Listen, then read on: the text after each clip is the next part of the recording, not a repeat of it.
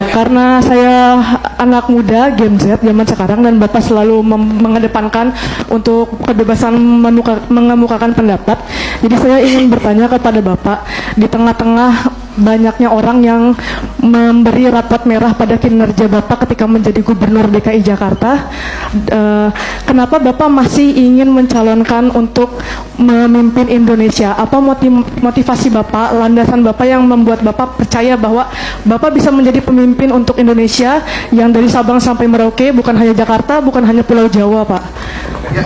Terima kasih, Pak. Yang kedua,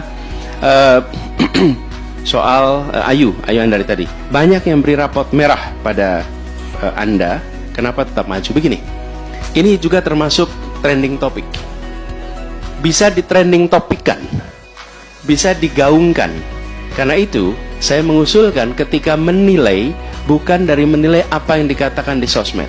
Ketika menilai begini, apa yang dijanjikan dan apa yang terlaksana, disitulah penilaian yang paling objektif. Loh, dulu janji apa, terlaksananya apa? Nah, sekarang saya kasih contohnya.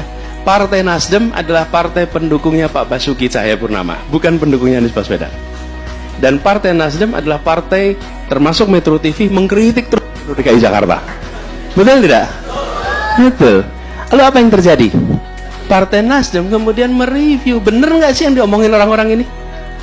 Ketika mereka melihat sendiri, melihat faktanya, melihat itu, justru dia menjadi partai pertama yang mengatakan kami mendukung Gubernur DKI Jakarta. Loh, kalau yang dukung Anies pertama kali PKS, memang PKS dari dulu mendukung. Betul tidak? Loh, ini adalah mereka yang terus-menerus mengkritik sampai pada akhirnya, Bung, berhentilah ngomong soal fiksi ini. Saya pengen lihat faktanya. Tunjukin faktanya. Lihat apa yang terjadi di Jakarta, apa yang dijanjikan di Jakarta, apa yang muncul di Jakarta. Ternyata banyak yang tidak dijanjikan malah dilaksanakan di Jakarta. Jadi kemudian ketika tadi ditanya kenapa saya tidak pernah mengajukan diri, mana Ayu tadi? Ayu, saya tidak pernah mengajukan diri, Ayu. Saya ini lagi tengah-tengah bertugas, dipanggil Anies, kami menugaskan Anda menjadi calon presiden. Bukan saya datang ke Nasdem, ke PKS, saya mau jadi calon, bukan. Dan ketika itu dikatakan, saya bilang izinkan saya untuk memikirkan tentang tugas ini. Apa yang saya kerjakan? Tanya sama ibu lah. Kalau ibu saya ridho, saya jalanin. Kalau ibu saya tidak ridho, saya tidak akan jalanin. Sesimpel itu. Jadi saya kemudian bilang, kalau Partai Nasdem yang dulunya tidak mendukung malah jadi pendukung pertama, dan akibat mendukung Anies, apa yang terjadi pada Nasdem? Harus saya ceritakan di sini. Udah tahu semua kan? Apa yang terjadi coba? Dia mengalami tekanan A, B, C, D. Benar tidak? Kisi-kisinya aja, Pak. Biasa. Udahlah, kisi-kisinya online ada semua. Ya. Apa yang terjadi? Tantangannya luar biasa. Nasdem menghadapi tantangan. Kenapa? Karena dia memilih untuk mendukung Anies. Kalau Nasdem mau relax, Pak Surya Paloh usia 72 tahun, Pak.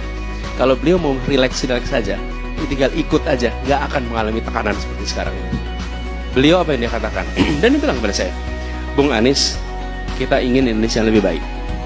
Kita ingin Indonesia yang nantinya kita bisa berdiri dengan bangga. Saya minta Anda untuk menjadi yang di depan di dalam melakukan perubahan untuk Indonesia. Oke?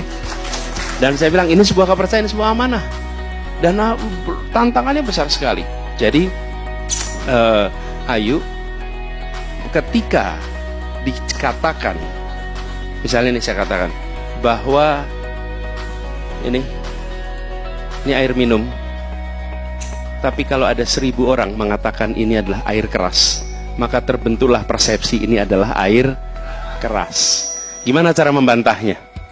Saya bikin trending topik juga air minum. Bukan. Cara membantahnya cukup sederhana. Buka tutupnya, minum airnya. Oke? Begitu diminum dan sehat, maka ini bukan air keras. Sama. Anies Baswedan dikasih raport merah di trending topikan. Tidak usah dijawab pernyataan dengan pernyataan. Jawab dengan kenyataan. Oke?